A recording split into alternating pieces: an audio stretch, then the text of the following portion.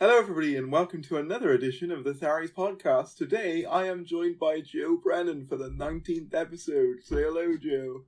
Hello, it's me, Joe. How are you, good sir? We totally haven't tried to record this once before. It's nice to meet you. Excited to talk about these things for the first time. As you can tell, this is the first time we've ever interacted, ever. Wow. Obviously, we tried to record this a couple days ago, and technical faults just left it undoable, pretty much. Those hilarious interactions we had are lost to time. Yes, those are hilarious interactions while you're talking, and I'm just going, what? Can't hear you. Speak to me now. So that's why episode 19 is a bit later. And actually, as I've said, my recording order's been a bit backwards recently. But no. So I guess starting off, Joe, why don't you tell us a bit about yourself? And it sounds like a seminar. Yes, hello, I'm Joe. And hello, Joe. I'm a Doctor Who fan. I've been a Doctor Who fan for a few years now, and I've not had the confidence to tell anyone. No, I have an addiction. So I guess just a bit of history with what I've done with my life. No, I won't tell you much about me, but I will say I started being a Doctor Who fan maybe a bit later than other people my age. Mm-hmm. I think a lot of people grew up with the show, and it's a huge part of they've got a lot of nostalgia, and it's a huge part of their childhood. But for me, I really started when I was like 12, which, it's young, but it's not, It wasn't, I wasn't a kind of 7-year-old playing with a sonic screwdriver. I was always a Star Wars guy, really. I was always a huge Star Wars fan, and see, I was a bit of a snob when it came to Star Wars, because I was like, oh, that's too basic for me. I like Doctor Who. I like complex things, spaceships. Far too generic for me. You have to have a high IQ to understand Doctor Who. That should be amazing. I think we had the reverse effect on that. I didn't think I was too good for Doctor Who. I thought I was actually going to be too scared for Doctor Who, because the first time I remember being aware of it was on the playground at school in 2007. And I think I was like 5, maybe 6 years old, and Blink had just come out. And everyone was talking about how terrifying the Weeping Angels were. Yeah. And I heard the description of them, and I was just like, oh my God, I'm never watching that. That sounds like the scariest thing I could ever watch. And my mum was like, oh, do you want to maybe try Doctor Who? I mean, a lot of your friends like it. I was just like, absolutely not. It's very, very scary. And I just kind of got it into my head that I would just be too much of a scaredy cat hiding behind the sofa, which I understand is partially the point, but I like that line. I think it was Nitpicks who said it. I never really understood that, because maybe it's just because I can't actually get behind the sofa in a lot of cases. So I never got to indulge in that, I suppose, fantasy idea of, Doctor Who's on, better jump behind the sofa. I mean, there have been episodes where I'm like, look away, get bullied by my family for being scared, and then I cry alone. No, I'm just kidding. But yeah, I've never had that experience necessarily, so it's just a little side tangent about that particular terminology. I don't know. Yeah. Yeah, no, my sofa's right up against the wall, so I can't get behind it. Yeah, exactly. Doctor Who, it just wasn't part of my life until really the Sarah Jane Adventures. I realised I was a huge fan of in 2009. I think I saw. I was just watching CBBC as you do, and I saw the Mad Woman in the Attic, the Sarah Jane episode with the red alien called Eve. Yeah. And I don't even think it's a great episode, but I just remember being like, this is cool. I remember thinking it was scary when it came out, but now I look back on it, it's literally that effect. Do you know when you take a picture with a camera and the eyes go red? on the picture, that's basically what it looks like. And that's literally all the effects it was. I mean, it was well done, I think. Like, they made the best. I think that's the thing about Sarah Jane. It had an even smaller budget than Doctor Who did. But to be honest, it never felt that limited by its budget. At least to me. No, Maybe that's absolutely childhood. Yeah, it may come from, like, you're a child when you watch it and you're not really thinking about, like... You just kind of accept everything as what it is rather than what it could be with a bigger budget. I recently rewatched Invasion of the Bane for a video. I say recently, it was a few months ago, for a reaction to it, and I think it still holds up generally. Like there's a couple of annoying characters, and I know a lot of people have complaints about Luke, but Luke can kind of get away with it because he's just sort of been born in the narrative, so you can kind of get away with him being a bit wooden. I like all the characters. I think the will not stand for any criticism of anyone. That cast of characters. Maybe I'd say more Rani than Maria, because I kind of joined the Sarah Jane fandom a bit later. Yeah. But those characters, I just love them so much, and maybe Clyde especially. And but Sarah Jane was just my hero. No, yeah, I like all the characters, but I was just trying to say, like, who's the one from Invasion of the Bane? Who was Kelsey? Yeah, that's the one. The one who's got like a really weird like TARDIS wiki page. Oh no, is that Invasion of the Bane? Oh, yeah, no, I think it is. Confused. Yeah, no, I think you're right. I think you're right. All right. Yeah, so I was a Sarah Jane fan, and that was really my introduction into the Whoniverse, so to speak. You know, I'm not even sure for a lot of it I was even aware that it was a Doctor Who spin-off. I think, to be honest, it was the Sarah Jane adventures. And so when there was like mentions of the Doctor, did you not? I think maybe I started to kind of realise as I maybe got slightly older. It's just like, oh, this isn't standalone. You know, the Sladen are in other things, and the Jadoon and the Sontarans. Yeah.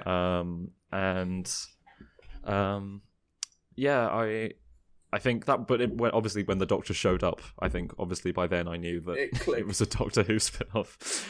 But yeah, that was the only time I'd ever seen David Tennant and Matt Smith in Death of the Doctor and Wedding of Sarah Jane Smith, and that was my first introduction to the character.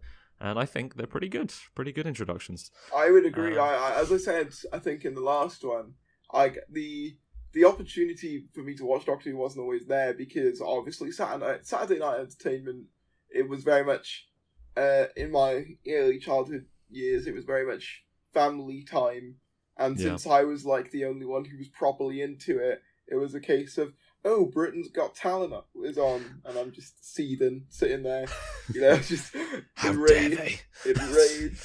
I think that's what started my bitter hatred for talent shows, as well as X Factor and things like that, is the fact that it took Doctor Who away from me. I'll get you, Simon Cowell, you're worse than the Daleks. I shall ask my revenge.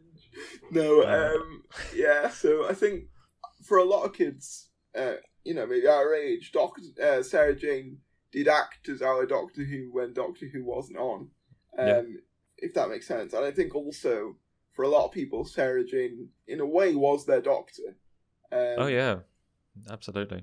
As far as characters go, I've got way more nostalgia for her, and I think I feel the same way about her that a lot of people do about David Tennant, as their kind of person from their childhood and this gold standard of character.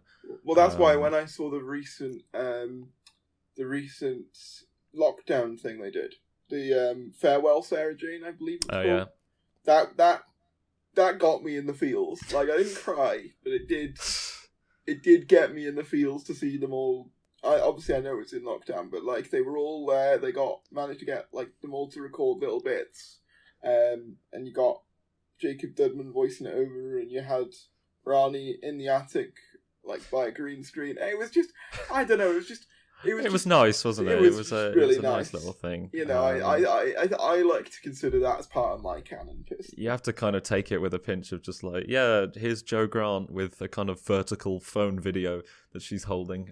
Yeah, I mean, and it was clearly recorded over, you know, loads of different locations and everything. And I think the intent is just so nice, and it is just so sweet. But in a way, I almost wish they'd left it like kind of open, like they actually how they ended Sarah Jane series 5 or whatever the last one was.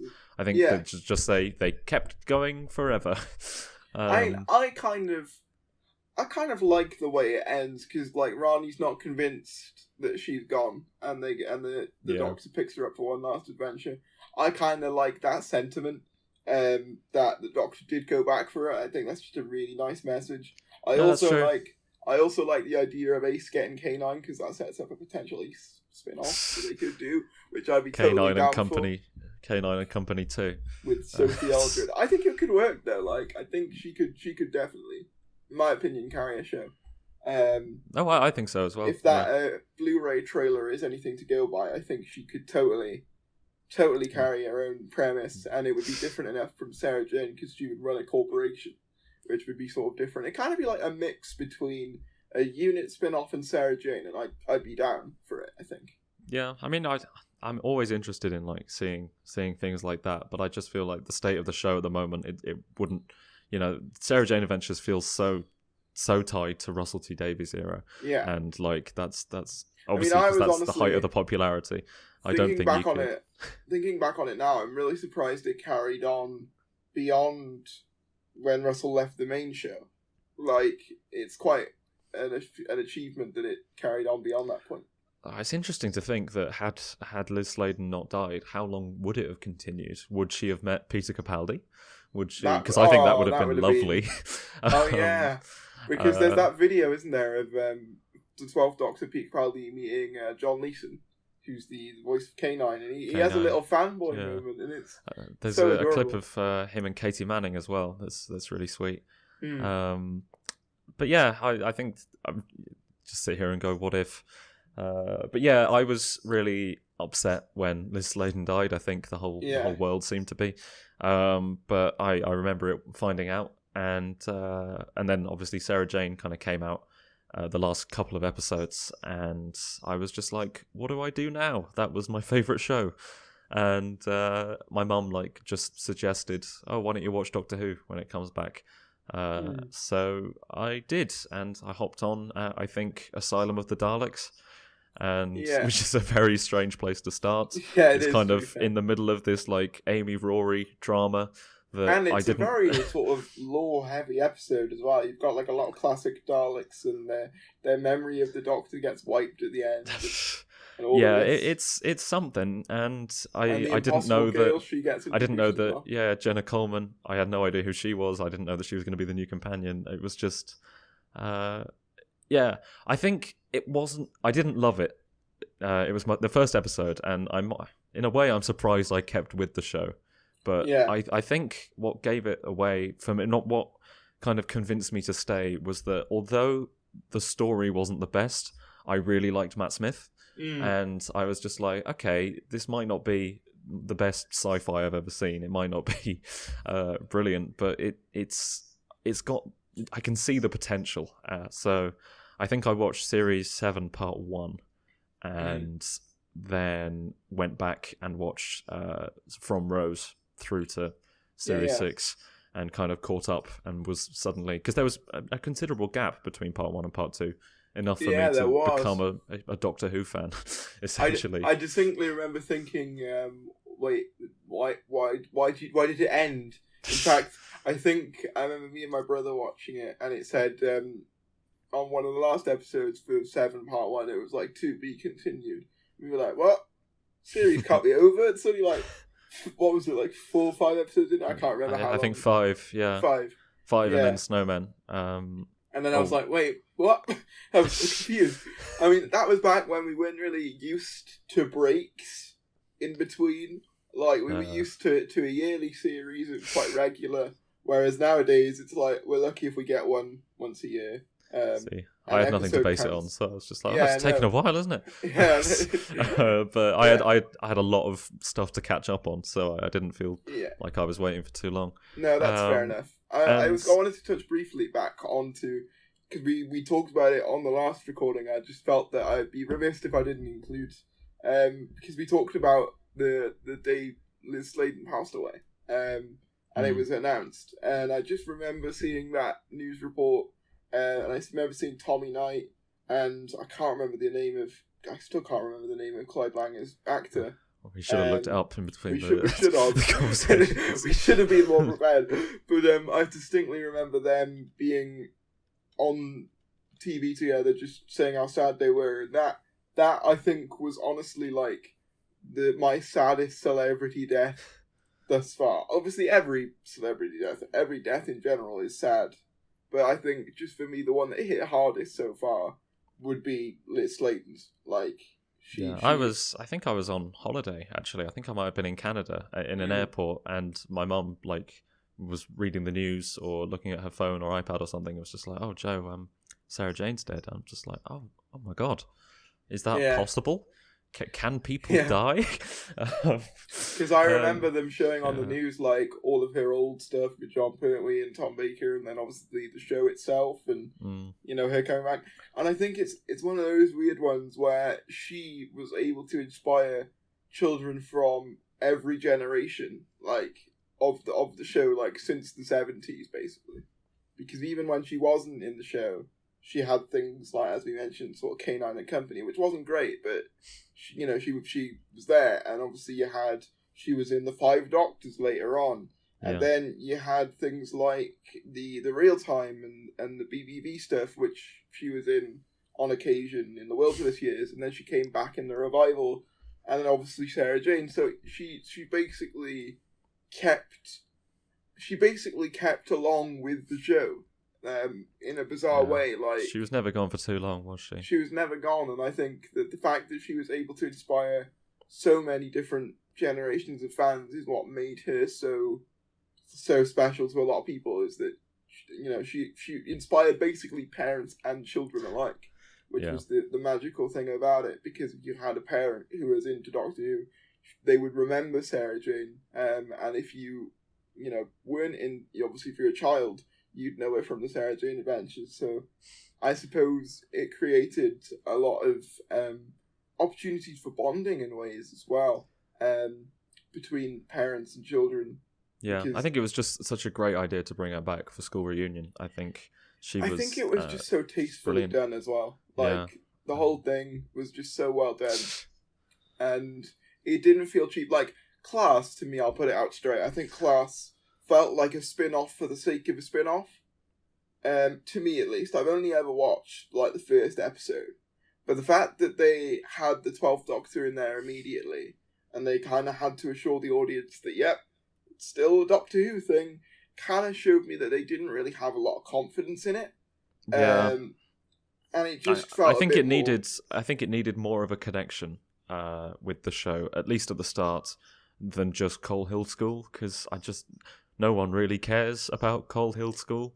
And I don't think it knew what its demographic was, because it was trying to do a teen thing, but no teenager cared about Coal Hill School. You're right. Have you seen the new Coal Hill School show? Everyone just look at you like, ew, and then they move on with their lives.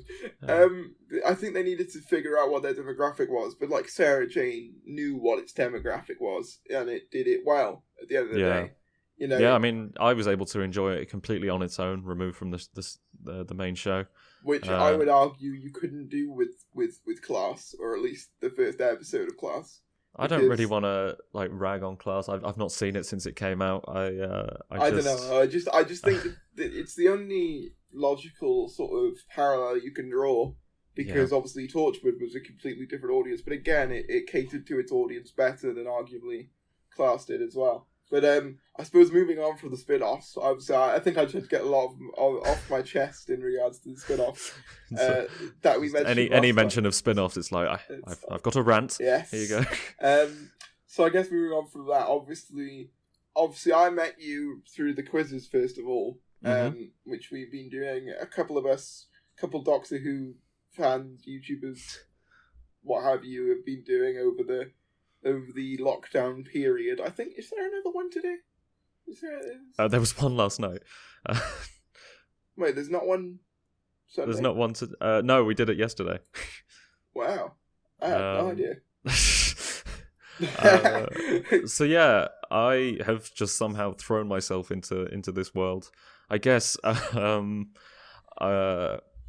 I my first kind of introduction into the world of the Doctor Who fandom, so to speak, was like 2014. I guess was when Series 8 was coming out, and I just started like following hundreds of Doctor Who Instagram pages and like talking with them and posting my own Instagram things and just annoying all my friends really with this kind of.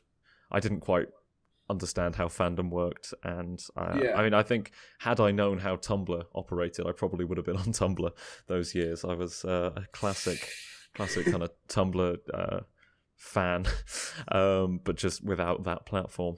And I think as it went along, as I kind of got slightly older, I decided like, oh, I'm not a cringe normie anymore. I'm a cool Doctor Who fan, you know. Yeah, I watched the classic stuff. Yeah, No, like, I've seen Genesis of the Daleks. I think I'm a better fan than you. And yeah, so I guess as a kind of direct response to the more kind of happy, positive fan, I became a bit more like edgy, like, oh, Stephen Moffat's ruining the show. Yeah, we're gonna be. I think the Doctor Who TARDIS Posting community on Facebook really just became like, we're not like Tumblr normies. We don't praise everything. We're edgy. We're mean, and I think maybe that's how that group kind of started. But I think over the years that community's become a lot nicer. Yeah, And I would agree. Like, you're involved in TARDIS Posting, and you introduced me to it because I've never been on it before. I've always heard of it, never been on it. So I went on it, and I actually thought it was quite funny. So quite nice. Like, I think that some of the places that we all thought were really toxic back in the day comparatively look like gold mines and just safe havens by comparison. Yeah, like, things have got mean, and I think things that used to just be I think maybe some people still think for people that don't know, it's just a little meme group on Facebook. The creators of Skongo, essentially. Yeah. Because I didn't know the context of Skongo till recently either. Yeah, I mean, Skongo, that was really, I guess, because I guess I didn't become well known, but Skongo did, and Skongo is essentially my child. I was the one that really wanted that to be a thing, and I forced it into existence. But I don't have 45 minutes to explain Skongo, so I can just say I've made a video on it, on the history of it. Yeah, if anyone's dying to know, I'll put a little card in the. All right. Little top bit, you know. But yeah, but I think I've always, I think obviously Doctor Who is not the only part of my life. I'm doing a journalism degree at the moment. That was possible. And I think like when I was kind of 16, 17, I started writing for my school blog and decided I really, really liked that. And I really liked kind of talking about the things I liked and kind of writing these blog articles. And I kind of thought, oh, I'd like to do this as a career, maybe. Who knows? But so I'm doing a journalism degree because it's not quite the same thing, but I quite like that field in general. But I thought, why not take these articles or these things that would be articles and make them into YouTube videos? Because I've had a bit of a background in drama. I like talking, so I just thought, why not adapt these articles? Because I had a blog for my first year at uni, and every time I did it, see, it's funny because I was writing these blog articles, but I don't read blog articles. I find it a medium I don't like kind of reading, and what I do like are video essays on YouTube. So I just thought, why not make stuff in the format that I actually like?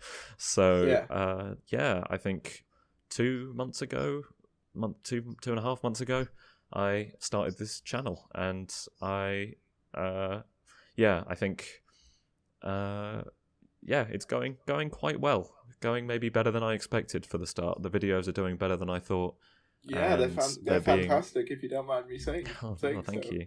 Um, Yeah, they're being well received, which is good because it's I've struggled to have the confidence to kind of put myself out there like that for a while, and it's nice that people are saying nice things.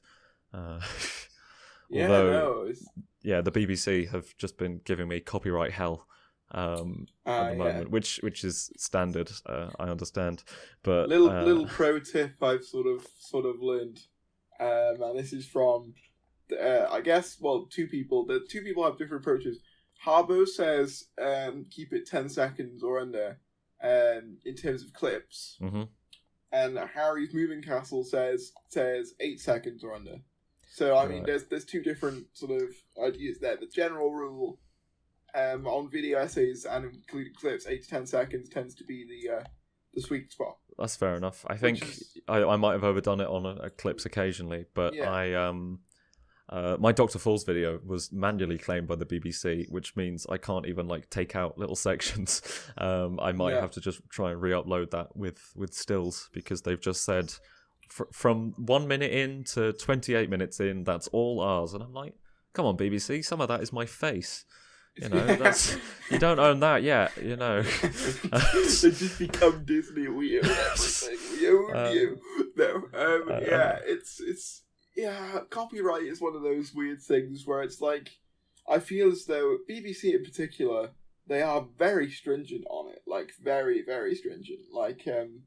I've only in terms of my video essay specifically, I've only had one issue, and I even used two scenes. I even used the 8-second method I sort of mentioned earlier, but it was my Timeless Child video essay, and I used two scenes that had the very similar colouring in terms of the colour grading on Series 12, and it was Timeless Children, so it was all very orange. You couldn't really tell the scenes apart. So they thought it was this big, long scene when it was actually two different scenes. I had that with the Dr. Falls, actually, with the blue, any kind of blue exterior thing. If I put them together, they thought it was a long clip. Which the Dr. Falls video is the one that I've had major issues with. Every time I try to upload it, they'd find a new thing to find issue with.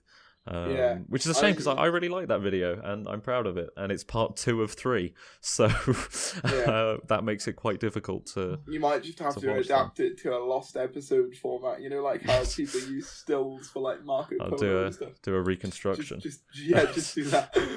Joe walks onto the screen and complains about the new Cybermen.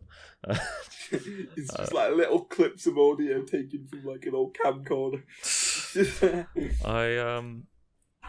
I guess I'm currently a Doctor Who YouTuber, but I think I've deliberately... Quickly change back before it's too late, no. You'll regret it, no. I've deliberately not given myself a huge amount of Doctor Who branding because I am hoping to, at some point, not abandon Doctor Who, but at least kind of expand to kind of... Other things, because I'm, like I said, I'm a huge Star Wars guy. I was, and then I became a Doctor Who fan, and then when the sequels came out, I became a Star Wars fan again, and then when Rise of Skywalker came out, I became a Doctor Who fan again. So it seems that whenever one annoys me, I decide to move to the other. And then when series fuck it now. So yeah, if the next series of Doctor Who doesn't please me, I will just become a full Star Wars YouTuber until they release something that annoys me again, and the cycle will go on. But no, I like kind of video essay channels that just talk about whatever, talk about different things. I guess Full Fat Videos is a bit of an inspiration for me. Not inspiration. That sounds a bit too much like I have posters of that channel in my room. I guess I really like the way they present their videos, and I like how they can do, Star Wars one week, Marvel the next, Doctor Who. And it will be quite high quality. So I guess I'm not sure I have the stamina to release a video a week. I couldn't do that. Honestly, Harbo does that as well. He releases a video essay a week on each episode from a series. I don't know how he can do it. It takes me a lot of time to build up to making a video essay, which is why there's only 4 on my channel, I think. maybe, well, 3 full ones. One's like an episode review. It's debatable whether that counts, but it's presented in a similar format. So I'm going to say 4. But it takes me a long time to build up to those, which is why there's a lot of, for me, content in between that's not had as much put into it as a full-on video essay would. Because I like to make content, but I don't necessarily want to be making stuff to a schedule and the same thing all the time, because at that point it just feels like a job. You know, if I've got to make the same thing and it's got to be this deadline and it would just feel too much like work, and I feel as though, obviously, so far for me it hasn't really felt like work, because I guess I've only done like six videos maybe, and but I guess if it starts to burn me out, I'll just do it when I want to. I know that regular content is good for the algorithm, but I don't want to burn out and I don't want to hate it. I'm actually currently a week late on the video I've been working on, because I know all my fans, however many subscribers I have, they've all been messaging me wondering where it is. I'm not sure anyone's noticed. But, I feel like I should do an Alan Sugar thing. You know, Joe, you're fired. You know, just leaves with a suitcase. It's because I do a lot of, because I'm a full-time student. You know, I have a degree to work towards, and I don't have a huge amount of time to just make these videos, but I do a lot of my stuff in the evenings. And last week or the week before, whenever that election was, that whole president thing, we're not talking about that on this. I'm not going to talk about it, but I'm going to say that I told myself as a journalism student, I'm going to follow the news coverage of the election really closely. Good luck with that. And see, you know, how they fill the time and how they do that, and it'll be really educational. And then it ended up lasting 400 days. So I every evening that week I spent watching CNN and Sky News and BBC, and not writing a video. So that's why I'm behind. So I will say the one time I tried to do something on the election was that regeneration from Trump to Biden, and the comments on that, it's scary. Politics in Doctor Who. Outrageous. I just made it a silly thing, you know. Yeah, you didn't even, you know, it didn't have any kind of opinion attached, really, did it? No, it's just, I mean, I guess unless you want to count one being elected as an opinion, then... Oh, yeah, to be honest, even the truth is debatable now, because it's a hot take to have an opinion on whether someone won. We can move on from American politics. Yeah, let's move on immediately. Skongo. I think he's the best villain. Yeah, no. I agree. Yeah. So I suppose, obviously, with you, it's one of those weird ones where it's like, I feel like your stuff is like such good quality, and I want you to be more recognised, which is kind of what I hope this will do, is maybe give you a couple more subscribers, maybe. Oh, that'd be nice. Yeah. In my small way of helping, because I always feel guilty when I feel like people who are more talented than me are less successful in terms of YouTube. So if you haven't already, do subscribe to Joe Brennan. Absolutely fantastic. I just want to get that in there because I appreciate that. I really do. I appreciate being brought on as well, because I'm rather obscure. But the thing is, I bring on people if I think that they've got an interesting story, and obviously you've been involved with things like TARDIS Posting, which is an area of the fan base that I had no idea about, and that's why I thought you'd be a great person to get on, because you could give me some more insight into that, which you have earlier, that I just had no knowledge of. I also liked that you sort of grew up more with Sarah Jane than Doctor Who, which is something I could sort of relate to as well. So I don't know if that makes me a fake fan. So if anyone's watching this, it's really just about leave hate comments. Yeah, it's really just about the stories. Really, with the podcast, it's just about, can I get a good story out of these people? Do they have interesting things to say? We love stories. Big finish. No, I'm not claiming to be Big Finish, by the way. Please, this is something completely different. Snig Binish. That is what this is. Good old Snig Binish. Yeah. What else was? Were we going to say something else? I think you were talking about how great I was, actually. No. Yes.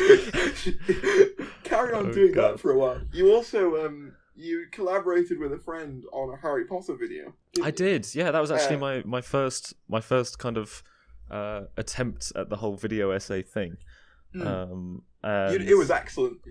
Yeah, I love that. He edited all of that and did all of the technical stuff, which maybe gave me a false sense of how easy it was, because I wrote the script with him and I recorded it with him, and that was a video. It was comparing Severus Snape in the books and the films. Yeah, and I was really, really happy with how that turned out, to be honest. And but I helped write the script. I wrote about half of it. I wrote my bits essentially, and I recorded it, and then he did the hard stuff, and he had to watch all 8 films again while editing and find the perfect clips and avoid the copyright. And I think when that video came out and it got like 1 million views, I was like, wow, that's easy. Which maybe isn't the lesson I should have taken away from it, but it essentially that was what kind of gave me the buzz. And I'm not locked into Doctor Who. I'm just a big fan of Doctor Who at the moment. I think you were wiser than me in terms of the branding, because I was like, I want a Doctor Who diamond, like in the style of the Tom Baker logo. Not that it is a versatile logo. There are diamonds in other logos that aren't Doctor Who things, so it is somewhat versatile because I have talked about other things, but at its core, it does have a very Doctor Who-y feel to it. So, and you know what? As long as I've got something to say, I don't mind making Doctor Who stuff. It's just that sometimes, if I've got something to say about something else, if I'm really passionate about something, obviously, I did a video a couple months back about the Mario All-Stars collection. I was passionate I saw that about one. that. Did a video about it. And there's a really weird thing at the end where the audio is out of sync, and I didn't notice it. Oh right, I don't think I did either. So don't look back on it because you'll find it. But remember it with nostalgia rather than actually revisiting it. The best way of doing things. Rose tinted glasses, because I'm do you know when you go back and watch a bunch of the old videos from that you watch on YouTube as a kid, and you think, oh, that was great, and then you watch it again and you're like, why did I like this? So many Lego Star Wars stop motion things. I say, oh, I wonder what that video's like, and I'm just like, what? Why did I enjoy this? Yeah, I completely. It's weird with YouTube stuff, because I feel like the bar for what makes good content in a way has gotten way higher. I feel as though, obviously, because now more expensive equipment is kind of more accessible than it ever has been. There is this kind of, and because of the, how do I say it, slightly more corporate nature of the site as well, than it was originally, there is an expectation. I don't think Charlie Bit My Finger could get popular now. I don't think it would have the same appeal. I think the whole platform has just kind of changed. And obviously the way the algorithm works, I'm not sure a video like that, literally could go viral with the current algorithm, because it's probably not getting huge amount of search terms. No one's going to be searching for bit my finger, are they? I mean, unless you're really into watching people get their fingers bitten off. I mean, you do you, I suppose. But big fans of Batman Returns. Oh yeah, that's true. I mean, that was a nose. That always was it a nose? I think it was a nose. I find that film very, very strange. Not to go on a Batman tangent, because it's cartoony and children. It's kind of very kiddie at times, but also it's really dark and horrible and it's hilarious. In my opinion, it turned up the dial a bit too much from the original Batman 1989 film. I feel like that film strikes such a good balance tonally. Because it's got I think it has got those dark, gritty sort of noir elements to it, but at the same time, I do feel like it's got the comedic bits of levity when it needs to as well. Like there's that one bit with what's her name, Kim Basinger. Yes. Is she was the love interest for the first Vicky one? Vale. Vicky Vale. She was Vicky Vale. There's that bit where she's like, Batman's like, how tall? What's your weight? And she's like, 5 something, and Batman does it, and he's like, oh, more like 6. Or something like that. There's a joke about that.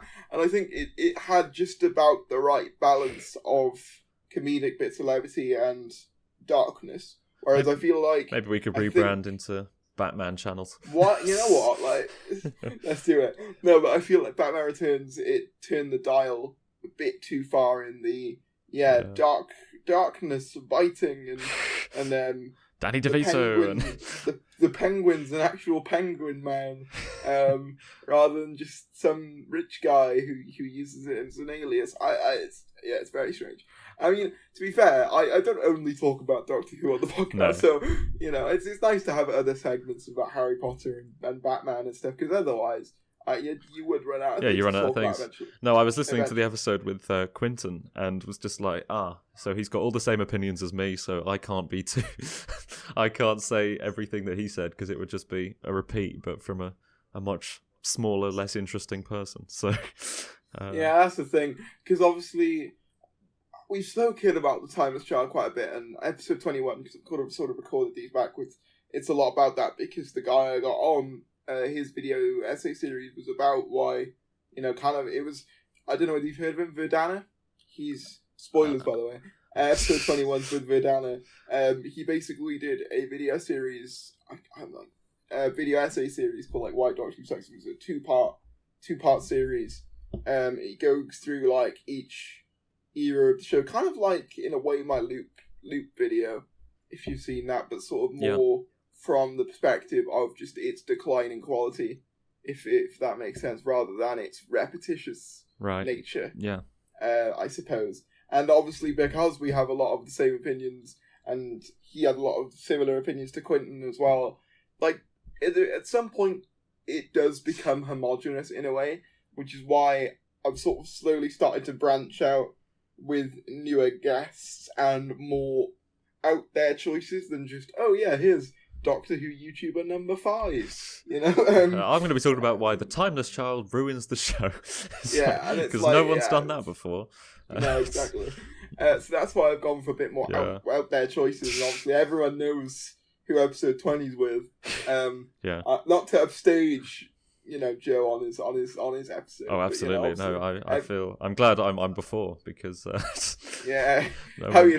feel sorry for Verdana more than anything. Like, poor Verdana's got to come after Nicholas Briggs. It's hard act to follow, isn't it? I think that's why you might see some more out there choices for guests for the podcast, and that's kind of why I don't do it as regularly as some people might like me to, because everyone asks me, when's the next podcast? And I'm like, I only want to do it if I think the guest is going to be unique. Yeah. I don't want to just make this... And obviously that's nothing against Verdana or anyone else who talks about Timeless Child stuff. It's just no, absolutely not. There is only so many times you can say, this is bad because before it just sort of all becomes the same in a way. And that's why I don't make, rant videos about the new stuff and stuff I don't really like. Not because I think I'm above it, but just because people are doing it, and people are doing it better than I am, better than I could. And, that's why I don't make news videos, because that's not what I want to use my platform for, because I know that so many people already, you were telling me that people use your channel as like their primary source of Doctor Who information. Some people. Oh yeah, some people have told me that the places I get my news from, like you and a couple others, and it's like, okay. And that's the thing. Like once I found that out, I'm like, well, it is important for me then to at least give them the important stuff. Like some stuff I could probably skip. Like as I said, we spoke earlier. The Doctor Who page released a Time Lord victorious Sonic Screwdriver picture. That warrants a 15-minute video. I'm probably not going to make a video on that. But just know, if you do follow me for news, there's a new time of the story. But yeah, I'm probably not going to make a video on that. I was tempted to make a video on the Daleks, but I think my thoughts can be summed up by basically, I enjoyed the story. It's just the animation really let it down. I've not seen it yet. I might, if there's enough to say, I might make a proper deep dive into it. I enjoyed it. And obviously I speak a bit about it with good old Nick. Oh yeah. But it's one of those where I think a lot of people have already said how I feel anyway. I don't feel like I could contribute much beyond. I like the story, but I think the animation, not so much. It's yeah. Thing is, there's quite a bit of, from what I saw of it, there's like some like clipping and sort of basic animation mistakes that strange, isn't it? Should not be happening. I get there's a budget, but like, oh yeah, but at least make it I mean, maybe that's harsh, but I don't know. I think I've not seen it, so I can't. Yeah. I can't be too scathing. No, yeah. But that's all I'll say on that. It's like, if anyone wants to know my thoughts on that, because I did consider making a video on it, and then I went, you know what? I haven't really got as much else to say on it. So yeah. I don't know at what point, because every time I think of something Doctor Who-y, I'm like, oh, I could make a video on that. I could do a deep dive into Class or Daleks or Sarah Jane. But I don't know at what point I'm going to have the confidence to branch out and talk about something else, because I really do want to just not put myself in a box and like kind of restrict myself to being a Who-tuber, not because I think I'm better than it, but just because I have opinions, and I want to. But again, like I'll make my opinions on the Star Wars sequels known. I am a huge fan of The Last Jedi. I think The Force Awakens is pretty good, and I hate The Rise of Skywalker. But that's the opinion of so many people on the internet, and I think that I'm not sure I have. Maybe it's just a lack of self-confidence, but I don't know who would care about what I have to say. I think like the rule of the thumb that I have with mini essays in particular is, if I feel like I have something to say that hasn't really been said in the way that I want to say it, then I will. Like the Loop video, that was something I thought of, and I just sort of, you have like one of those eureka moments where I was like, oh shit, yeah. All of the recent series do follow the same basic format of reboot, gamble, and middle ground. It's a very tried and tested formula, and it's not really been broken away from at all, really. And I thought, someone needs to do a video about this. Why hasn't anyone done it? And it's just like, oh, it's because I haven't done it yet. So I did it, and then same thing was when I was a kid. I always wanted to know how to pilot the TARDIS properly. Because I looked for videos about the TARDIS on YouTube when I was younger, and I was like, why has no one made a video about how to pilot the TARDIS? And then I made a video on that. But I think my best ideas come from the ones where, like, I'm always like, oh, why has no one made that?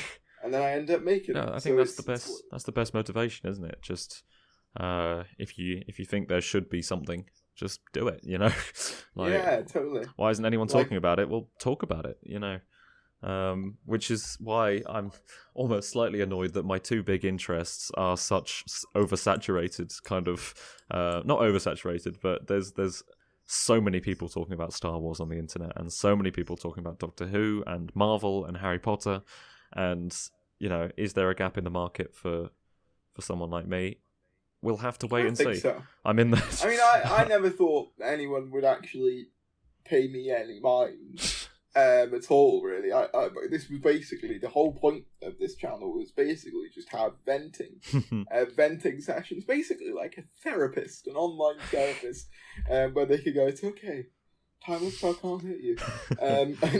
Well, I mean, it didn't exist at the time, but Series 11 can't hurt you, Where, obviously, I didn't go into it with that, with the idea that anyone would care, and now we're slowly approaching 3,000 subscribers. Subscribe, by the way.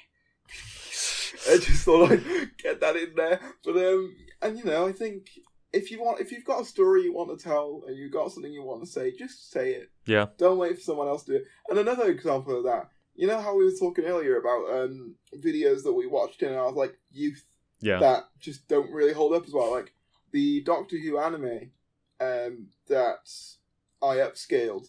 Mm-hmm. Obviously, I was a big fan of that when I was a kid.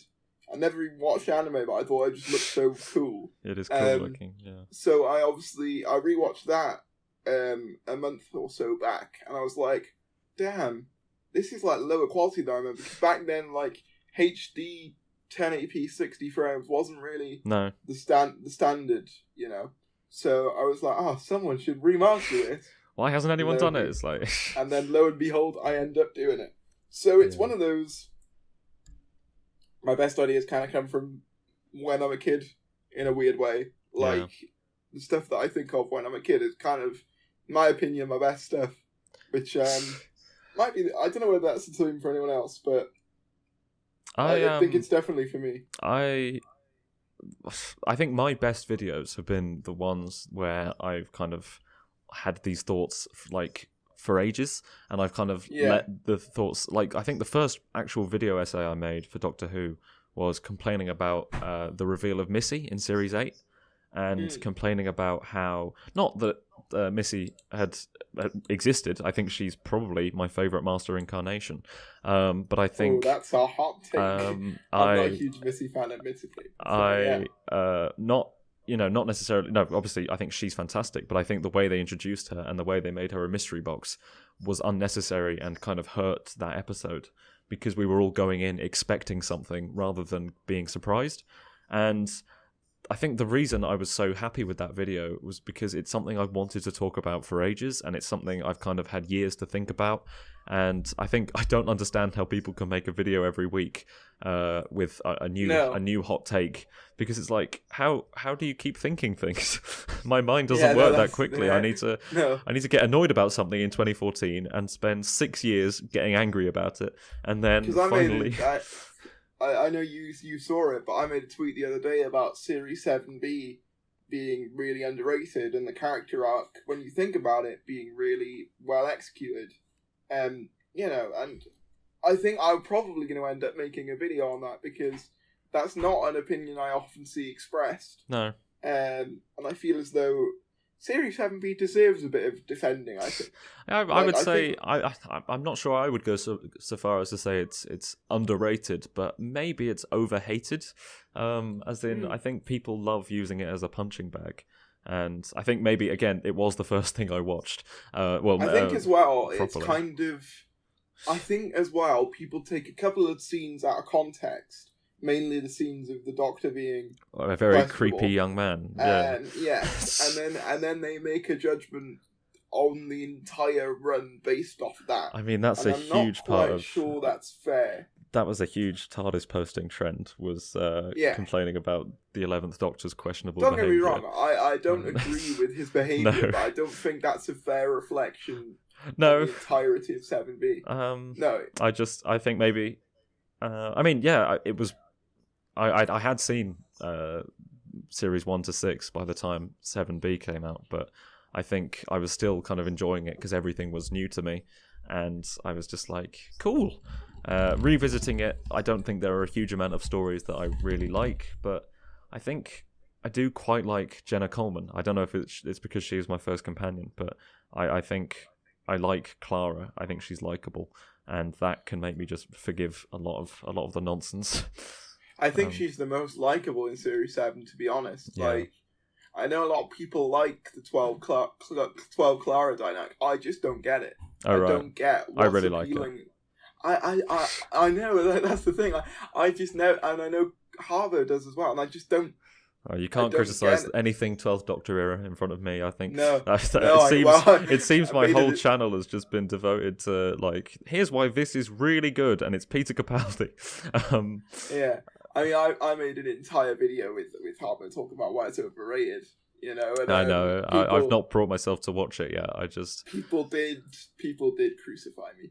Some people were like, how can you be overrated? He's underrated. And what I mean by overrated, just to clarify it here, I think sometimes the fans have a tendency to overrate him.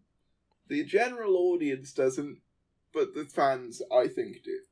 Because I think his quality of his era is very inconsistent. And I mean, I suppose you could say the same about Matt Smith's era to a certain extent. But I do think generally his character arc is a lot more consistent than 12's. I think his character in general is a lot more consistent than 12's. I think that his companions are a lot more... They have a much better dynamic with him than they do with 12. I mean, I like Pearl Mackie and Matt Lucas in Series 10, but I never really had enough time to properly get attached to them. Oh, right. Yeah. I feel as though they needed another series for me to really be like, yeah. And I know that some like Russell D Davies era companions did only have one series, but I feel like I think they were a lot more focused on the companions, whereas I feel like Series 10, to a certain extent, it was about Bill, but also I think it was about the Doctor letting go of River and stuff, because there's that bit at the end of I believe it's Dr. Mysterio. Yeah, Dr. Mysterio. Where Nardol's talking about his wife and obviously him getting over it, and he unbuttons his shirt or whatever. And I think it's more about that and him just sort of finding the fun again, kind of like with Series 7B. And I think, as well, I think that's another reason why people rag on 7B a little bit, because we'd sort of seen the Doctor death arc. It's kind of been overplayed at this point. Yeah, it did feel like that Doctor and the whole universe was ending every few weeks. Matt Smith, everyone was just saying, "Oh, you're about to die, Matt Smith. You're about to be killed."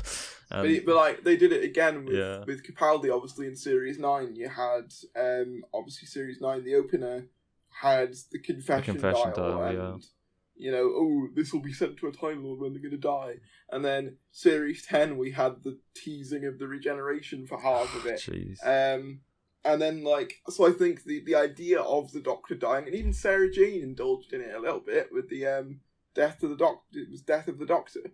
Yes. Episode. So it comes full circle with the podcast. But I think everyone was just sort of tired of the idea of the Doctor dying. Series 6 as well. But I think if you take Series 7B on its own, I think it's the best execution of that, in my opinion. Maybe. I think I just need to revisit a lot of these stories. I think a lot of them I've only seen like once or twice, and I was quite young the first time. I was very young the first time, and I, every time I revisit something, I feel like I have a completely different outlook on it. Twice Upon a Time, my most recent hot take is that I really quite like it. And I don't think it's perfect, and I understand why people don't like it, but I think there's more going on there than I initially thought. But I think there's a reason, I think, that Peter Capaldi is not suddenly, but he's so universally praised at the moment, and I just think it's because he was the previous one. He's what we don't have anymore. And I have seen more praise for Series 10 and Capaldi and Moffat this year than I ever did during 2014 to 17. Yeah, because it's kind of cool to hate Moffat when Capaldi was about, wasn't it, to be fair? Yeah. I think I sort of said that a lot of people tend to overrate Capaldi as a result of kind of what we have now. Yeah. And I've seen arguments say, well, no, because I like this era and I like the Peter Capaldi era. I'm like, that's fine. I'm not specifically talking to you. I just mean that I feel there is a compulsion when you don't like the new stuff to kind of look at the last thing and go, that was pretty good. Yeah, same with the Star Wars prequels. There were probably people in season 24 of the show with Sylvester McCoy's first season who were like, "Oh, this is rubbish. Colin Baker's was great. Bring back Trial of a Time Lord, Bring back Trial of a Time Lord. Bring back, Terror of the Vervoids, and And I think people do have that tendency to look back on the old thing and think it was better than it was when they don't like. I also think with something like Peter Capaldi's era, what you have is, and I think this is just the kind of the nature of online discourse especially, is that once your opinion is being questioned and challenged, you kind of dig your heels in a bit more. So if you kind of have to go on the defensive and be like, well, hang on, it's not that bad, because a lot of people in that era just completely wrote Capaldi off. They thought he's too old, he's too rubbish, whatever. Ew, he's not young. Yeah, exactly. No. So the people who did like it had to be more kind of forceful about it. Like, no, it's actually good. And I think the more you do that, the more you kind of convince yourself that something's perfect. I'm not saying that Peter Capaldi's era isn't perfect, but I'm saying in general, once you have to defend yourself for something, I think you kind of tend to kind of feel more strongly about it. The same goes for the other way.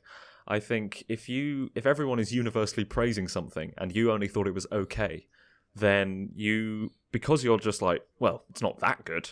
And the more times you tell yourself like, oh, it's not that good, you might end up hating it, which I think I did with Joker last year, or the year before or whatever. I know Channel Pup doesn't like it. I like it personally. But I don't think it's too bad, right? I think it's nothing, right? But because everyone else is telling me it's fantastic and I have to defend my viewpoint of I don't care for it, then suddenly I end up hating it because I have to, you have to be on a team, I think, when it comes to... I kind of felt that way. You're going to hate me for this as a Star Wars fan, so brace yourself. I kind of felt that way about The Mandalorian. What? No, that's fine. Yeah, I can't, because everyone was hyping it up first series, like, oh my god, this is amazing. Oh my god, this is the best Star Wars thing ever. Baby Yoda, or the child as we know him now. Oh my god, this is it. And I watched the first 3 episodes and I went, that's all right. I'm kind of bored. Like, I just don't get it. And I think this kind of maybe fits into a wider thing I've sort of thought for a while, that Star Wars is really difficult to get into if you haven't grown up with it. Yeah. As someone who didn't really grow up with Star Wars, it's not something that... I mean, I think the same goes for Doctor Who. I think for me, it may be the case. Purely biased. Like, I feel like just because I think so much of Star Wars is defined by its sort of 70s early cinema aesthetic. The sort of the sliding transitions, the wipes, and the wipes and the sort of the visual style of it, and the sort of Western in some aspects. At least The Mandalorian really does tap into that idea. Yeah. Well, Favreau was really inspired not by Star Wars necessarily, but like what Star Wars was inspired by. So instead of looking at what George Lucas did, he looked at like what George Lucas liked and kind of took it from there, which is why I think to a lot of people it feels like the most Star Wars thing that Disney have put out. Because I mean, I guess if you just don't really click with the vibe of Star Wars as much, then it is kind of hard. Don't get me wrong, I do like some bits of it. Like, I'm not going to sit here and say it's all garbage because I said so. But That's your next rant. Yeah, it is just one of those things, I think, without growing up with it, Star Wars is difficult to be like, yeah, this is great. Because I tried to watch New Hope a while back, and I did end up sort of going, halfway through, I was like, I'm just waiting to watch Empire Strikes Back, and it's just not coming out. I will say, if we want to go on a New Hope tangent, I think that A New Hope is a fantastic introduction to the world of Star Wars, right? For 1977, that kind of slow burn start where you follow these 2 characters and you slowly find out more about the universe and the world that they're in and the conflict, that's really great. Like, you meet Han Solo only 45 minutes into that film. So much happens at the start that is so slow, but I think that the reason that can be quite difficult now is because everyone knows what a Star Wars is. Everyone knows what that universe is like, so they don't really need a slow introduction. Some of the prequels and all of that stuff. So it's kind of like when people say, "Oh, I watch Doctor Who at 1.5 times speed." So like that. Like, I wouldn't do that personally, but I think maybe it's a similar thing where modern day pacing just doesn't... They're so completely different in like how they're paced and stuff like that. I don't know. I think I'm not... I like aspects of Star Wars. Like, I actually do... I am one of those people who thinks the prequels are sort of over-hated and stuff. I quite like them. But I'm not gonna like dig my feet into the ground and just be like, no, Star Wars is the best. You're wrong. I think it may be just that it's my thing because it's what I grew up with. Because and I think that's the same I don't know what it's like to not have grown up with Star Wars. You know. Like I know a lot of people who haven't grown up with Doctor Who, and they're just like, what, that weird thing with like bins, bins. Bins that shout and guys in not boxes the plastic bin from Rose, the one that ate Mickey. That's what people most associate with shouty bins and shouty and Nazi bins. Shouty Nazi bins and a guy in a box, and it is quite a weird and strange premise when you boil it down, isn't it? It's very it's not something that you would, I suppose it is quite a niche idea in a way. Like, it's not, I think it is I think that's why it's struggled to be adapted to a big American audience in like the movie and stuff, because it is one of those things. I guess now as a culture we're more accepting of weird ideas. I think so. But I suppose especially back in like the 90s and stuff, it is kind of a lot to take in that there's a guy who travels about in a box with a British accent who comes from an alien planet who fights, alien Nazis with a magic screwdriver. And it is quite a bit to take in. It's really strange that it has become this kind of cultural phenomenon, just in the UK at least. The fact that it's been around for 60-ish years, and everyone in the UK when you're a kid, you never like find out about Doctor Who. You just always know it. I think Stephen Moffat just said like everyone knows what the TARDIS is. They don't know how they know, but they just know. Everyone knows that it's bigger on the inside, and it's it's funny that's just kind of the way it is when it's such a kind of weird and constantly changing, pretty niche little sci-fi show, that doesn't have the best track record for consistency.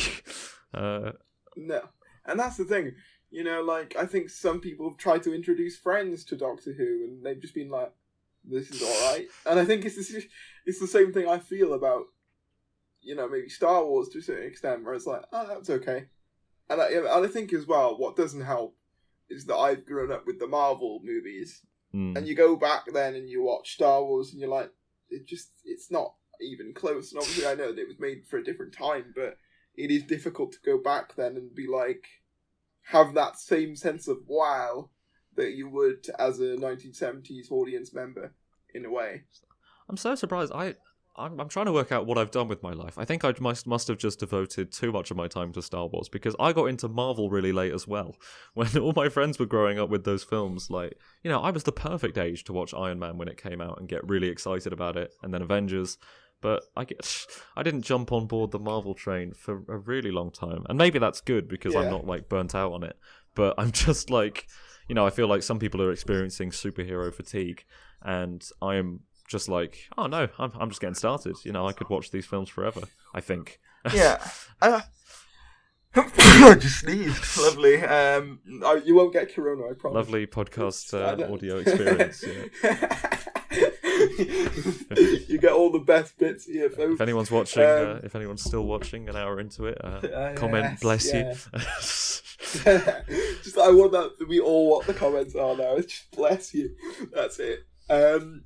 Yeah, I think also as an aside note, this will feel very unprofessional compared to the Nick Briggs one. Nick Briggs one, I was really like on my best behaviour and very professional. And, you wore a suit. Yeah. Wore a suit to the podcast. I always dress for the occasion. I had to get that line in somewhere. Sorry, Mr. Briggs, would you mind answering this question, please? I've not seen it. Do you always dress for the occasion? That's what I want to know. But yeah, I don't mind a bit of laid backness, just to chat. Yeah. All the podcasts I like listening to are chats. It's funny because on my uni course they talk about podcasts, and they're like, yeah, podcasts are a really good way to like get a scripted story across and kind of do a lot of research and kind of inform your listeners. I'm like, what podcasts are you guys listening to? I like when people are just having a little chat.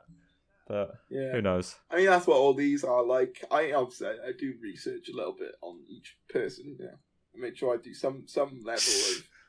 Oh yes, I know who this person is. Oh, yeah, you got my name right, so that's good.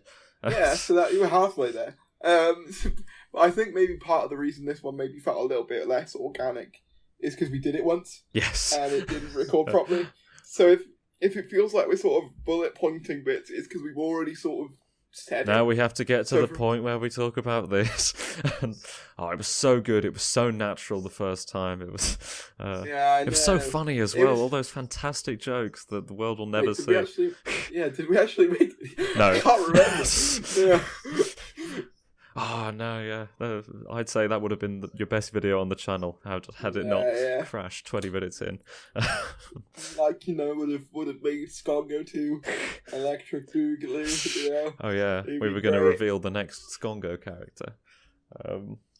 Skongo should be appearing in the digital Doctor Who trading card game. In the background of some artwork. Yes, you said about this. But I don't know if that game is happening, or it seems there's such a small because it was announced ages ago and I never heard anything it about was. it. I'm in the Discord and they kind of keep sharing blog posts of here's what the board game the game board will look like, and it'll you can use special power-ups to wipe someone's deck or something. I don't know. But they keep giving this information, but the cards were meant to become available in October, and it's, mid-November. And I think for me as well, I was a bit underwhelmed when that was announced, because I was like, oh yeah, new trading card game, because I collected Monster Invasion ones, and I was given a bunch of Battles in Time ones as well. We didn't actually play the game, but it was just called collecting all the cards. Yeah. So I was really looking forward to be like, oh yeah, we can do that again, and then I found out it was all digital. Yeah. I was like, oh, kind of a shame. But yeah, I spoke with a developer about getting the permission for putting Skongo in the background, and then I made a post in TARDIS Posting hey, look, Skongo's going to be in this, and no one believed me, and I'm counting down the days for the thing to come out and for it to either be real or for it to be revealed that I was completely bamboozled. Yeah, the thing is, imagine then, if it doesn't happen and everyone thinks you're everyone thinks I'm lying. So, no, if it's not true, I've been lied to as well. The lie of the timeless Skongo. They did a good job though, because I had to put the guy in touch with the guy who's actually in the Skongo image. I had to, because it's his face, had to give permission to get his photo used. Profit off of his face to be yes, my favourite. Yes, character. I sign away for the sake of this stupid meme. I sign away my face forever. No, he's a good sport, my friend who's in the image. He must be to be a TARDIS Posting. I mean, it just the fact that. It happened in 2017. Basically, just we made up this character who we pretended was a big deal from the classic series, and pretended that anyone who'd never heard of him was a fake fan. And the fact that it was big then, and then kind of just disappeared, and then randomly in 2018 it got big again, and then this year I thought, okay, it's been long enough. I'm going to do a little history video on it on my channel. And I kind of explained the history, and then suddenly all these people that had not been in on the joke were in on the joke, and were just like, okay, we're doing it again. So Skongo went through a third kind of renaissance, and and obviously we mentioned Joe, Confused Adipose. He kind of looks like Skongo. That's the weird thing. Yeah, he kind of looks like Skongo. And he made a video about Skongo. Yeah, that's so weird. Because everyone was calling him Skongo. Because he does. He looks like the HD Skongo image, which is so strange to me, because he doesn't look anything like the guy who's actually in the Skongo image. It's a bizarre. Wait, are you telling me Skongo isn't real? Oh no, he looks nothing like Skongo from the classic series in real life. But yeah, it's nice, and I know some people hate it, and I almost feel bad that it's kind of stuck around for this long. But it makes me happy to just see these fans just kind of unite over something so stupid. I mean, yeah. I mean, my channel memes are kind of obviously, less relevant outside of my channel, I suppose. But I hate most of my channel memes. The most prolific one is Give Willogs a Raise, which is basically the guy who does some of my thumbnails, he obviously I don't have much money, so I give him what I can give him. But like, it doesn't sound like a lot. So then everyone's like, "Oh, give Willongs a raise." It's good. Your main channel meme is everyone criticizing you, which is great. It's like, oh, my fans are really united against me. Brilliant. Woo! And then the other one is like, because like I was speaking to someone on Instagram a few weeks back who was aware of my channel and unbeknownst to me before that he'd said he was, and he says to me, "Oh, just give that guy Wilson or whatever his name is a raise or whatever." So like even he knew, and he'd only watched a couple of videos, and even he knew to give Willongs a raise. And now that this is going to end up on a TARDIS posting site, even they're going to be aware of it, and I'm never going to escape. You won't escape it. Even when I pay him, it's not good enough, and I just don't know what to do. You know, I've got to be fed as well. You know, like I have to be fed. You know, I need food. But yeah, and I guess the other one, there's one more, which is like the stop. Think about what you do. Oh yeah, just that's the other one. Because I mean, Channel Pub didn't help me with that because he started putting it in videos. And yeah, that's kind of the other one as well. And like things like, basically anytime I'm angry, everyone finds it really funny. So so I suppose, I mean, I've got a demographic that people just like to watch me rant, which I guess is something. 'Cause I guess it can be quite funny. See, I think as far as my channel goes, I'm very early days, so I don't think I have many jokes. They all seem to stem from me being quite awkward. I don't think I'm like funny enough or charming enough to like come up with my own inside jokes, or like you know, you'll get there eventually. Or like an exaggerated personality enough to just be like, you know, I don't get angry on camera. Really, I'm not like, oh, I hate this, because Maybe that's what people want. I guess, like, when I get angry, it's kind of polite anger, which kind of makes it all the more fun to watch, because it's not, I don't raise my voice with it. He never raised his voice. That was the scare. Oh no. You're just giving my fans more ammunition at this point. You're welcome, Tharries fans. This is just an unhealthy relationship I have with my audience. I'm here all week. No. But what I love about Skongo is that it completely, you know, it's got a life on its own on Twitter and Tumblr and all these things that I've never been any kind of part of. I just kind of, I didn't make the original Skongo image, my friend did, but I kind of put that into the spotlight. And the fact that it's gone completely beyond anything that we had to do with it, you know. I did start selling Skongo merchandise, and it's very strange from my friend to have people with T-shirts with his face on. Do people buy it? Yeah. Someone bought a Skongo shower curtain. That's right. If that person watches this, please, like DM the image. I'm not even sure if I ever got the picture. It was earlier this year, because I gave some of the money through Just Giving to like the NHS when a lot of things were doing that. That's great. Because I didn't need it. I was just like, this is ridiculous. I'm making money.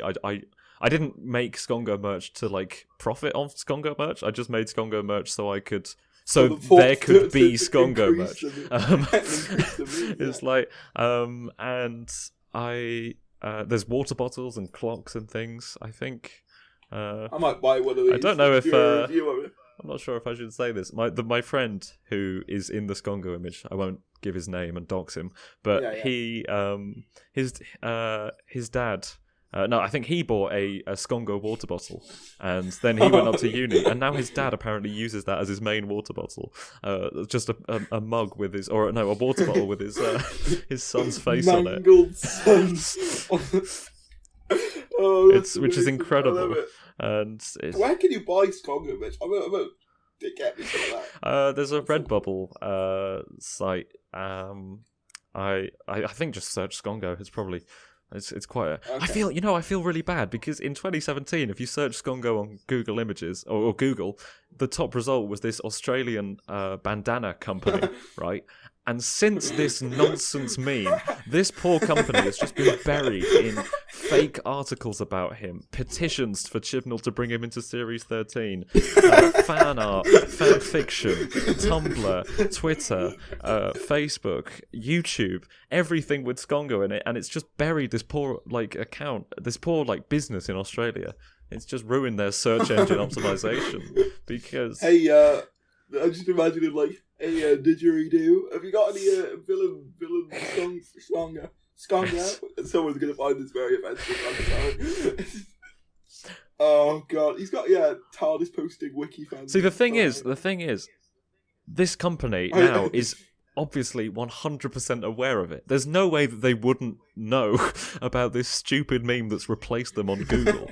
And I find that so funny. Just the fact that this bandana company now have to be aware of a stupid Doctor Who meme because it's completely usurped Google. That's You know what it reminds me of? Have you ever seen that? Have you ever seen Shrek 4? Yes, I think so. The final one. There's a bit in that movie where Rumpelstiltskin's like, I wish that ogre was never born. I bet that bandana company's like, I wish that meme was never born. I mean, yeah, I bet they do. Could have a cornering on the bandana industry, and it would have been great for them. But no, it's just instead, a stupid made-up word that sounds like it could be the name of a Doctor Who villain. It's so funny. God. I'm just looking through all of the search results. This goes far deeper than I actually thought. Oh, you can do. I mean, I think maybe my video is a bit outdated now. I think it was the first thing I made on this channel on my own, and I did essentially just a PowerPoint and talking into a terrible mic on my laptop. I think I started watching it. I just didn't. You turned it off. You were bored. I understand. Oh, I'm sorry. No, it's fine. Skongo is the brother of. And the secret lover of the villainous Time Lord known as the Wibbler. Oh jeez. Yeah, Skongo has a brother. There's all this nonsense. He is also the mirror image of the Doctor. I can't keep track of it all, and it's been 3 years of my life that this character just keeps appearing, and every now and then a new actor from the series is kind of coerced at a convention into saying that Skongo's the best villain. Which is always hilarious or just a bit depressing, depending on, I think Peter Davison just was... Skongle is the best villain, apparently. Called him Skongle. Colin Baker, he went for it. He was like, Skongo is the best villain, whether you like it or not. It's like, it's he's brilliant. A hero. The first appearance, Anna Italy Child. Last appearance, the boneless Skongo. Main actor, Skongo. Yeah. Oh, this is brilliant. I want a villain that looks like me. This is not fair. Joe gets one. He doesn't look like me. No, it looks like Confused Edifice. Oh right. Oh yeah. That's the thing, man. Yeah, it's just I don't think anything like it could happen again. It was very specific to that era Skongo. of the internet. I don't think now with Skongo back to Doctor Who. With the I think that was when really people making silly memes about Skongo was, for me, from where I was standing, like the edgiest part of the fandom. And then 2017 July came along, and Jodie Whittaker was announced, and it was everything just became just awful. That's when any Doctor Who conversation was just, it felt like 50-50 between people being completely unreasonable and people being normal. And I think now with certain people in the fandom who just keep just growing and growing with their popularity just from being horrible to people. and obviously, there are people on, I sound like Donald Trump if we want to go back to American politics. There are bad people and good people on both sides, because there is sometimes this kind of this mentality that anyone who is not on the team of series 11 and 12 as the best thing ever is on the team of Jodie Whittaker shouldn't be the Doctor because she's a woman, and I think that's the thing. I think that kind of the overexposure of things like Not My Doctor has kind of led it to become a catch-all term for people who just don't like the current It's a real shame, isn't it? Because... And I don't really agree with that. Like, don't get me wrong. There are accounts on Twitter that I think highlight things that need to be highlighted. I'm not going to say any names just for the sake of privacy or whatever. But like, I do think they do some good work. But at the same time, there are some people they highlight. I'm just like, they're just expressing their opinion. I don't think it really warrants snarky, oh, look at this person, they're being dumb. It's like, I just think some of them are just genuinely just don't think it's good for writing reasons. Again, it comes down to, like, just the nature of online discourse. Again, it's you have to pick a team. There's the kind of the people that think it's the best thing to ever happen and the people that think it's the worst thing to ever happen, and there's no middle ground. You can't think that Series 11 is just fine. You have to be on team Jodie fan or team sexist. That's those are the two roles that they seem determined to play. That they seem, just determined to lump you in with. And there's no room for nuance, and I think that's the case with everything. You either think every Star Wars sequel is the best film ever made, or they ruined your childhood, or there's no middle ground. It's a shame. Yeah, I just think that I wish that the most controversial thing was things like Skongo. Yes, yeah. It's like, at the end of the day, like, Skongo is harmless. I mean, unless you're the Doctor, in which case you're very afraid. But, like... Yeah, it is harmless, But there are people out there who, in my opinion, aren't harmless, and that's the sad thing. It's just a shame, isn't it? Because I was really, really rooting to like love series 11 and 12. I was just like, I wanted fantastic. To like it as well. That's We've got a new Doctor, which is always exciting, and it's an actress I quite like. She's really likable in loads of behind the scenes and interview things. What's her Doctor going to be like? And the answer is, I don't know. I don't know who she is. I don't know who the 13th Doctor is. I don't know what she does. I don't know how she would respond to any certain situation. It feels like it changes like every episode. I feel like with a lot of Doctors, you can give maybe 3 key adjectives, core adjectives, to describe their interpretation of the character. And with Jodie, I just struggle. I don't know who that Doctor is. I agree. And I just wish I did. And like, I kept telling myself throughout Series 11, it's okay, it's a new Doctor, and it takes a while for them to kind of develop that kind of intangible Doctor magic, the Doctor spark that they all have. And I think I was just like, people are being unreasonable. You can't just get that in one episode. You need to kind of develop this feeling. And then, after years of telling myself and telling other people that, are just like, she's new to it. We've got to give her time to develop into this incarnation. Joe Martin came onto the screen in Fugitive of the Jadoon, and within seconds, you were just like, oh, that's the Doctor. She's got it. She's got that thing. And as soon as it became, I think I'm just repeating what Quinton said, but as soon as it became obvious that she had it, it really exposed that Jodie, in my opinion, did not. Did not have it. That is really sad, because I'm still going to give her a chance, and I'm still rooting for her to be a great Doctor, because I think she could be. But I don't even think it comes from her. A lot of people are saying she's bad at acting. But I think that I don't think that Chris Chibnall and Jodie Whittaker and whoever else is in charge, I don't think they sat down and said, okay, who is this Doctor? Who do we want her to be?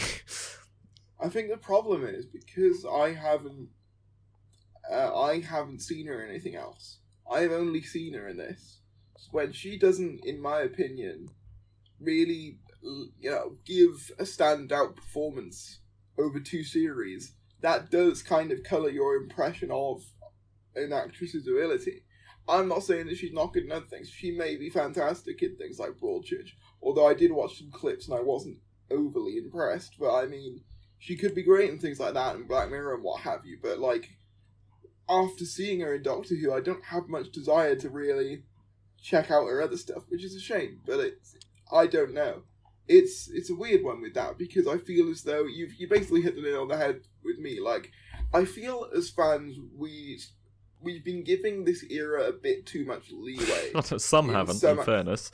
Some... No, some haven't, no. But I think some people are just like, oh, it's okay, she'll get better next series. Yaz will have a character next series. And it's like, at some point, you got to ask yourself, like, when is it too late? Yeah. You know, like, I mean, apparently Graham and Ryan are leaving. Which I think is really good, actually. Yeah, I think it's for the better, to be honest. But I think they were done after Series 11. I think that, what was the one that has happened? Resolution? I think that probably should have been where they dipped. Just get Ryan get Ryan ejected into space with his dad. I don't know. I just feel as though Ryan was the imposter. Like, I don't really know much about Ryan and I know their basic like motivations, but I don't feel like with like Martha, for example, she's like one of the textbook good examples from like the revival of the show. You know, like exactly what her motivations are. You know exactly how she grows. She grows from being this very dependent sort of love-struck puppy at the beginning with the Doctor to this independent and fierce individual who's capable of taking down the Master's entire, like, I guess just military regime that he's got as the sort of Emperor of Earth. And she just does it alone, pretty much. And I think that's, it's testament to her as a character. She didn't need a time vortex. She did it on her own. I can't imagine Graham or Ryan handling the same... I just can't see them handling the same situation. I mean, they don't have to be Martha Jones, essentially, but they just need to have something, I think. They need... but I just feel... Do you get what I mean in the sense that I don't really know what makes them special? Yeah, I mean, I don't even know if Ryan... I mean, I think they've really been planting the seeds for... His name is Ryan, isn't he? I feel so confused. Yeah, okay. It is Ryan. They are definitely planting the seeds for him wanting to leave, right? All throughout Series 12, it's like, do you think we'll be here forever? When do we leave? Yes. We're gonna miss our lives. I reckon Toten Cole ad-libbed those lines.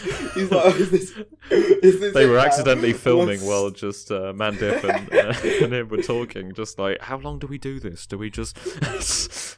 and they put that into the episode. No, but I think they're definitely laying the groundwork. Maybe Graham will have cancer and die. And I think... Yeah, but I don't know. Even when he wasn't showing this kind of doubt, Ryan...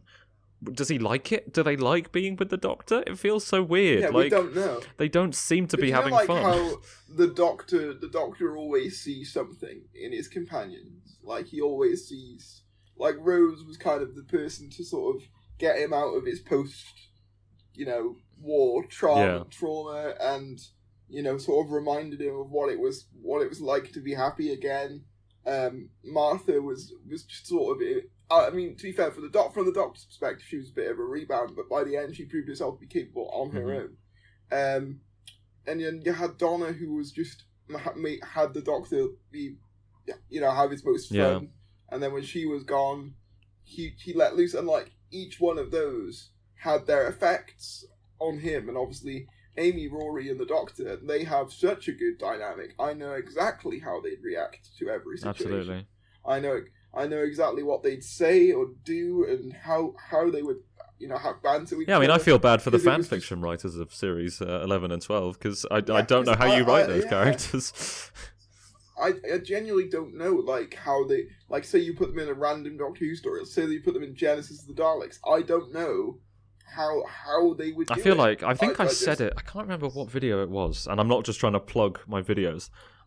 I was talking about Nardole, I think, and I was talking about how you can have a bigger TARDIS team as long as they don't all fulfill the same function, right? Like, Nardole is like the tech guy, he's the comic relief, but he's an expert in that kind of thing, and he can just... His interactions and the things he say to the Doctor, they're not the same things that Bill would say to the Doctor, because he's different.